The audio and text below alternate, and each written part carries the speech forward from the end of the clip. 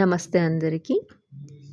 మేము లేపాక్షి వెళ్ళాం. లేపాక్షి ఆంధ్రప్రదేశ్ రాష్ట్రంలో అనంతపురం జిల్లా హిందూపురం మండలంలో ఉన్న చారిత్రక ఆధ్యాత్మిక క్షేత్రం. ఇది బెంగళూరు నుండి సుమారు 120 కిలోమీటర్ల దూరంలో ఉంది. లేపాక్షి విజయనగర సామ్రాజ్య కాలంలో అత్యుత్తమ శిల్పకళా కేంద్రంలో ఒకటి.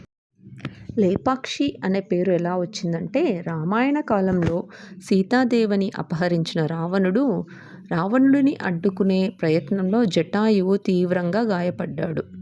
నేలపై పడి ఉన్న జటాయువును చూసిన రాముడు లేపక్షి అని పలికాడని పురాణ కథనం ప్రకారం ఉంది. ఆ మాటే కాలక్రమేణా లేపాక్షిగా మారిందని విశ్వసిస్తారు.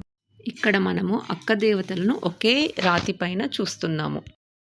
ఈ నాగశిలకు ఒక ప్రత్యేకత ఉంది. ఇక్కడ శిల్పులందరూ ఆకలిగా ఉందని అన్నం తినడానికి వస్తే అక్కడ ఉన్న వాళ్ళమ్మ ఇంకా అన్నం చేయలేదు, కాసేపు విశ్రాంతి తీసుకోండి అని అంటే అక్కడ ఉండే వాళ్ళంతా ఆ సమయంలో వాళ్ళు చెక్కిన శిల ఇది.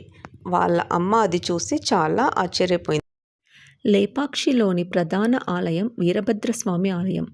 శివుడు వీరభద్ర అవతారంలో ఇక్కడ పూజింపబడతాడు. లేపాక్షి ఆలయంలో అద్భుతమైన విశేషం వేలాడే స్తంభం. ఈ స్తంభం నేలను పూర్తిగా తాకకుండా ఉంటుంది. దాని కింద వస్త్రం లేదా కాగితం సులభంగా పోతుంది.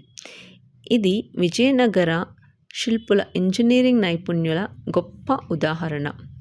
లేపాక్షి ఆలయంలోని గోడపై ఉన్న చిత్రాలు భారతదేశంలోని అత్యంత ప్రాచీన చిత్రాలలో ఒకటిగా గుర్తించబడ్డాయి. చిత్రాల ప్రత్యేకతలు, సహజ రంగులు, రామాయణం మహాభారత మట్టాలు, శివపార్వతి విష్ణు అవతారాలు, విజయనగర కాల సామాజిక జీవితం గురించి ఇక్కడ చెక్కబడింది. ఇక్కడ ఓ పెద్ద నంది ఉంది. నంది విగ్రహం వచ్చేసరికి లేపాక్షి ఆలయం ఎదురుగా ఉన్న ఏకశిలా నంది విగ్రహం. ఆసియాలోనే అతిపెద్ద వాటిలో ఒకటి. ఒకే రాతితో చెక్కబడింది. శివుని వైపే ముఖం పెట్టి ఉంటుంది. శిల్పకళా పరిపక్వతను గొప్ప ఉదాహరణ. ఇక్కడ మీరు నాగలింగం చూడవచ్చు. లేపాక్షిలోని నాగలింగం శివలింగం చుట్టూ నాగదేవత చుట్టుకొని ఉన్న రూపంలో ఉంటుంది. భక్తులు సర్పదోష నివారణ కోసం ఇక్కడ ప్రత్యేక పూజలు చేసుకుంటారు. ఇక్కడ మనం చూసేది అప్పటి కాలం రంగవల్లులు, స్లాబ్ పైన వేసిన రంగులు. ఇక్కడ చూడండి ఎంత వెరైటీగా అన్నీ చెక్కారో. ప్రతి చోట ఇక్కడ వచ్చేసరికి ఊర్వశి నాట్యం చేస్తూ ఉన్నట్టుగా. ఇక్కడ ఇది శక్తి పీఠాలలో లేపాక్షి ఒకటి అని కొందరు విశ్వసిస్తారు. శిరోభారం పడిన స్థలంగా భావన. లేపాక్షి రామాయణ పురాణ సంబంధం, విజయనగర సామ్రాజ్య చరిత్ర, శిల్పకళ, చిత్రకళ, ఆధ్యాత్మిక. ఈ కారణంగా లేపాక్షి రామాయణంతో సంబంధం ఉన్న పవిత్ర స్థలంగా భావించబడింది. లేపాక్షి ఆలయంలో విజయనగర సామ్రాజ్య కాలంలో 16వ శతాబ్దంలో నిర్మించబడింది. ఈ ఆలయాన్ని విరుపన్న నాయుడు మరియు వీరన్న నాయుడు అనే అన్నదమ్ములు నిర్మించారు. లేపాక్షి దేవాలయం 16వ శతాబ్దంలో నిర్మించబడింది.